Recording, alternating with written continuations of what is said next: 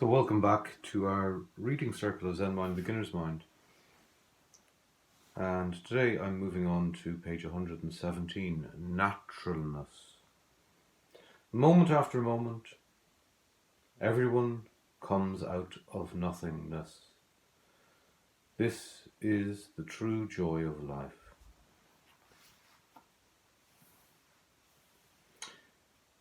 There is a big misunderstanding about the idea of naturalness, Suzuki Roshi tells us today. Most people who come to us believe in some freedom or naturalness, but their understanding is what we call Jinen Ken Gedo, or heretical naturalness. And he says this means that there is no need to be formal, just kind of let alone policy or sloppiness.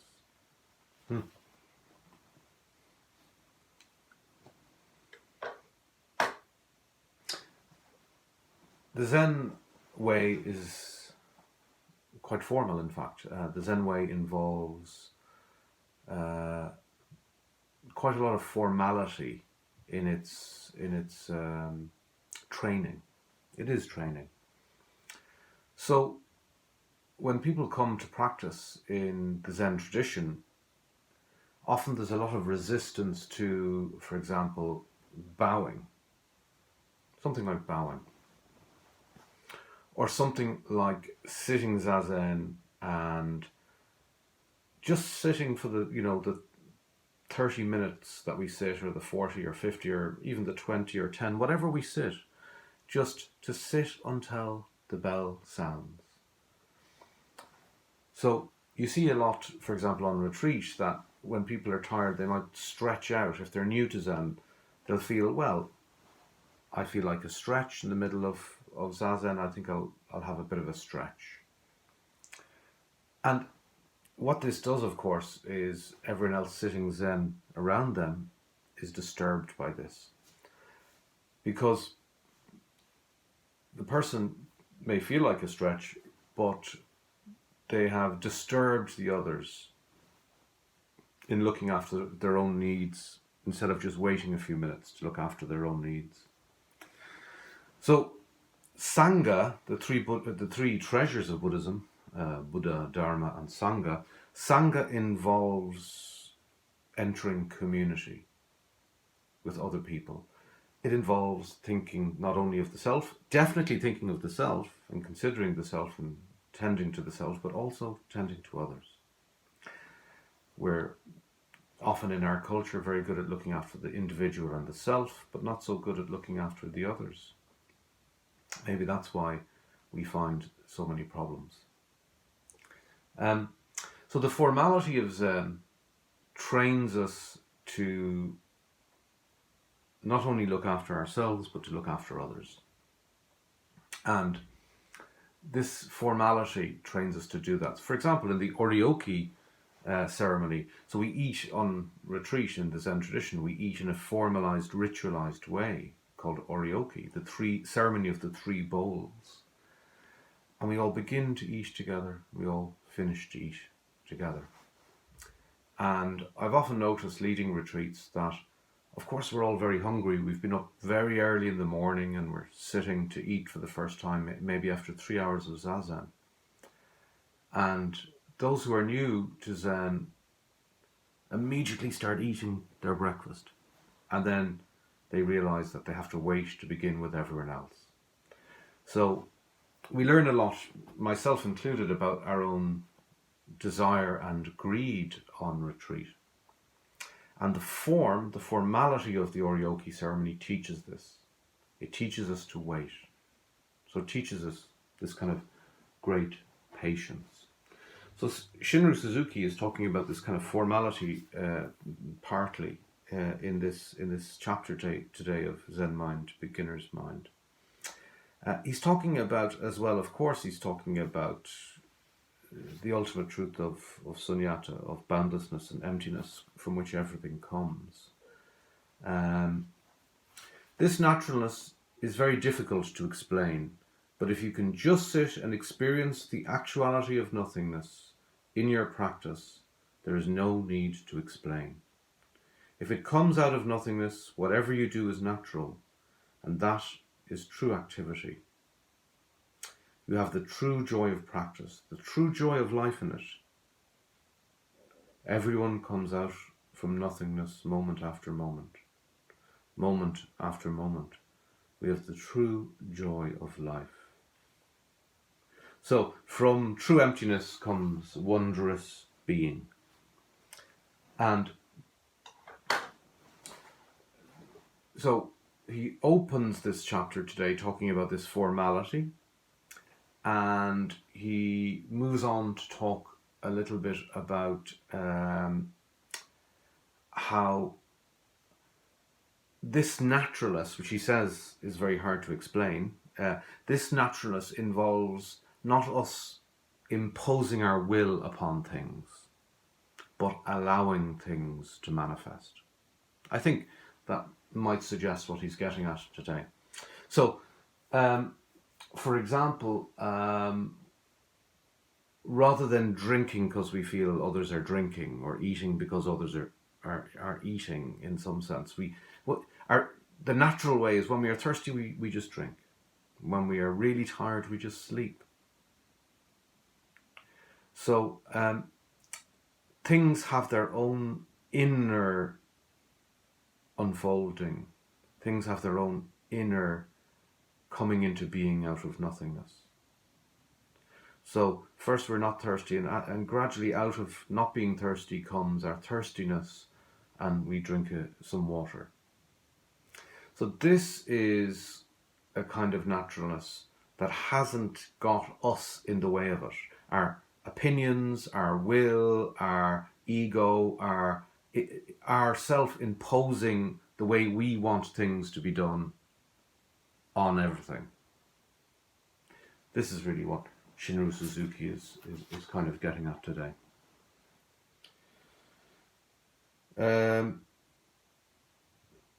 Forget what you have in mind and just listen to what someone says when they're talking. He's talking about listening to someone talking. Yeah, to have nothing in your mind is naturalist. Then you will understand what he says. But if you have some idea to compare with what he says, this is someone who's giving, for example, a Dharma talk, you will not hear everything. Your understanding will be one-sided. This is not naturalness. So often when someone is trying to explain something or share something, or when we're in discussions with someone, we just hear what we want to hear. We don't actually hear what the person is saying. And this is not naturalness. So naturalness in the sense that Shinryu Suzuki is suggesting today. So when we listen to someone giving a talk, often we're imposing our own views, our own opinions and will on top of what we hear. So we don't actually hear anything. We don't really hear what's being said. We don't really see what there is to see. We don't hear what there is to hear. Now, in letting our opinions and our point of view and our subjectivity rest, then we can open ourselves to really hear other people, open ourselves to really see what is before us. It's not that we can't have an opinion or a point of view or that subjective reality, which we can never escape, really, while we are in this human form. But to be able to set them aside and open up ourselves. This is what we do in Zazen, of course. We open up, we set aside the self, we open up. And to do that is to manifest our natural being and our authentic self. So, Shinryu Suzuki today is teaching us using the example of listening to someone talking.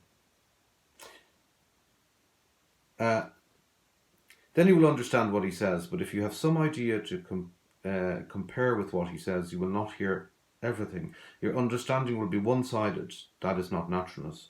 When you do something, you should be completely involved in it. You should devote yourself to it completely. Then you have nothing. So if there is no true emptiness in your activity, it is not natural. Yeah. So I've I remember seeing a documentary a few years ago of these free climbers that climb cliffs, sheer cliff faces. And I remember one French free climber, he was saying often he'll start climbing and then he won't really remember the process and he'll just find himself at the top of the mountain. And he called this entering the zone.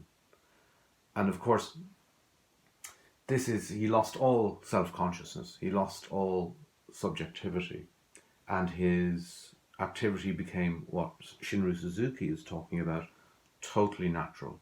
He was at one with the activity, he was so completely in the activity that he was no longer getting in the way of the activity. You should be completely involved in it when you do something. Most people insist on some idea. So he's saying not to be insisting on shaping the world and everything you see out there as in your own likeness, in the way that you want it to be, but to see it truly.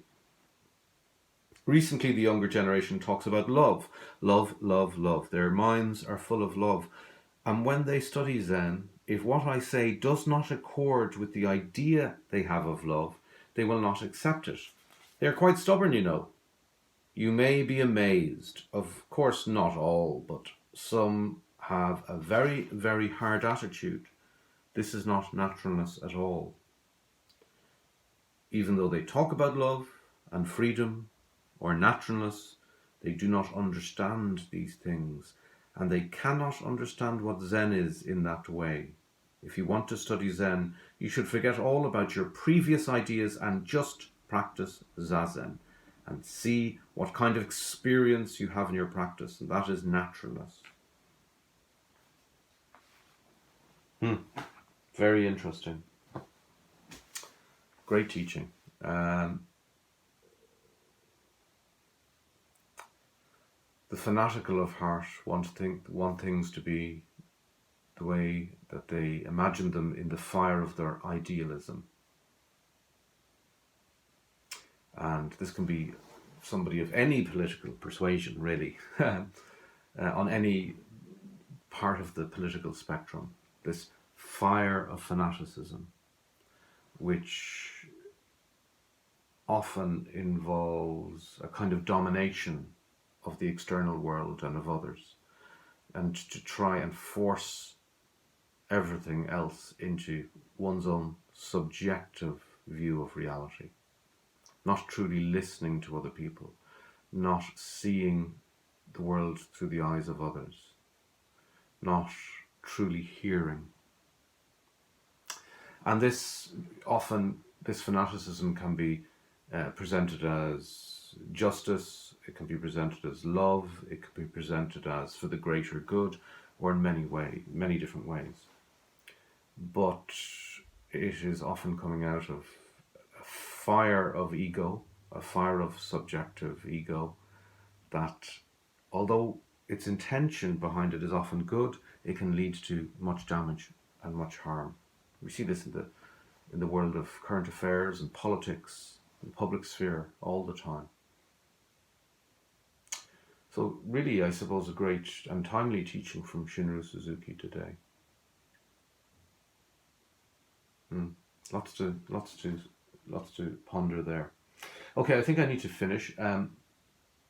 So, two things: the formality of Zen and how we resist that because we like things to be our way, and how that formality of Zen is actually a deliberate training offered by the tradition to teach us to kind of get over ourselves a little bit, and to think of others in the wider context, the Sangha, the context of Sangha, for example. And getting over ourselves doesn't mean that we don't have to nurture and mind ourselves and, look after healing ourselves. We have to do that, of course, and from that also to be considerate of others. The middle way. And then the second teaching is around this naturalness, about not imposing our will and subjectivity. Really, it's related to the first teaching, not imposing our will and subjectivity on everything and everyone else, but to be open to the flow, the natural manifestation of events and things and phenomena as they emerge out of the great mystery. So, thanks for your attention today. I wish you a great practice, and please enjoy your practice. See you next time.